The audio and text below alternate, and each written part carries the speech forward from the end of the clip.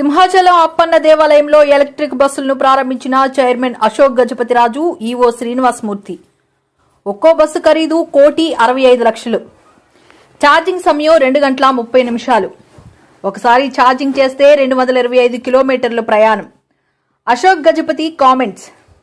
భక్తుల సౌకర్యార్థం ప్రకృతి వనరులను సోలార్ పవర్ ద్వారా కరెంటుతో నడిచే వాహనాలు అవసరం. అందుకోసమే 2 బస్సులను కొనుగోలు చేసి భక్తులకు అందించాం. ప్రస్తుతం బస్సు టికెట్ పెంచే యోచన లేదు. గతంలో సాధారణ బస్సు టికెట్ రేటు 15 రూపాయలు ఉంది. అదే టికెట్ రేటుతో ఏసీలో భక్తులను సింహగిరికి చేరుస్తాం.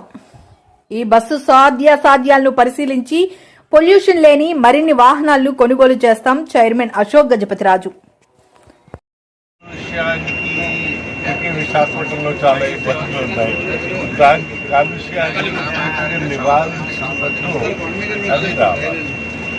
సృష్టి దేవుడు ఇచ్చారు మనకి, మనం కాపాడి భావితరాలు.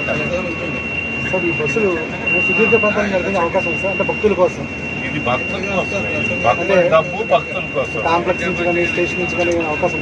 మనకి ఘాట్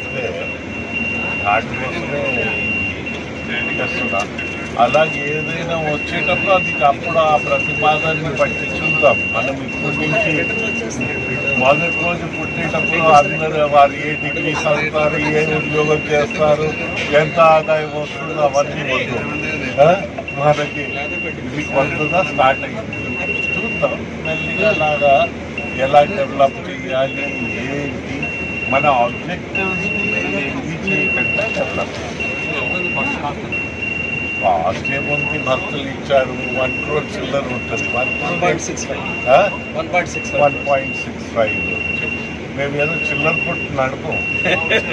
మేము ఇదంతా చేసేటప్పుడు కాస్ట్ అంటారు. మేము కాస్ట్ చూడు మనకి ఎకనామిక్ వైబిలిటీ చూస్తాం తప్ప కాస్ట్ మేక్ సెన్స్. జై శ్రీమన్నారాయణ. శ్రీ శ్రీ వరాహ లక్ష్మీ నరసింహస్వామి వారి దేవస్థానంలో మనము ఈ రోజున ఈ ఎలక్ట్రిక్ బస్సు 100% ఎలక్ట్రిక్ బస్సుని గౌరవ చైర్మన్ గారు శ్రీ పుష్పపాటి అశోక్ గజపతిరాజు గారి స్థలం మీదుగా మనం ప్రారంభించాం. వాస్తవంగా ఇది వారి కళ. వారు దీన్ని సంకల్పించి మనం ఇక్కడ అంటే సెంట్రల్ గవర్నమెంట్ ఆర్డర్ కూడా ఉంది, ఆర్డర్ కూడా చూపించి దీన్ని ఒక ప్రతిపాదన తయారు చేసి పంపించిన క్రమంలో నేను ఇక్కడ ఈవోగా వచ్చాక దీని పేమెంట్ పే చేయడం కానివ్వండి, ఈరోజు ఈ బస్సు రావడం కానీ, రెండో బస్సుకు కూడా మనం ఇంకొక 50% అమౌంట్ పే చేసాం. వారు ఇంకొక నెల 40 daysలో మేము వాళ్ళ కమ్యూనికేషన్ ఇస్తారు. ఇచ్చాక మనం దానికి కూడా బ్యాలెన్స్ పే చేసి రెండో బస్సు కూడా తీసుకుంటాం. మీరు అడిగినట్టు మనం వేరే దేవస్థానాలతో ఎక్కడన్నా పోతే సామాన్య భక్తులు అంటే భగవంతునికి భక్తులే నిజమైన ప్రతినిధులు అన్న ఒక కాన్సెప్ట్ తోటే మన దేవస్థానంలో వెళ్తుంది. గౌరవ చైర్మన్ గారు కూడా భక్తుల మీద అధిక భారం మోపకుండా చాలా తక్కువ రేట్తోనే మనం ఈ కార్యక్రమాలన్నీ చేస్తున్నాం. అంటే అల్టిమేట్గా అది భక్తుల డబ్బు అని వారు పదే చెప్తున్నప్పటికీ ఆ డబ్బు ఖర్చు పెట్టినా వారి మీద మళ్ళీ అదనం భారం మోపకూడదన్న వారి ఆలోచన మేరకు ఏ టికెట్ కూడా ఇప్పటివరకు మనం ఏ ప్రతిపాదన చేయలేదు.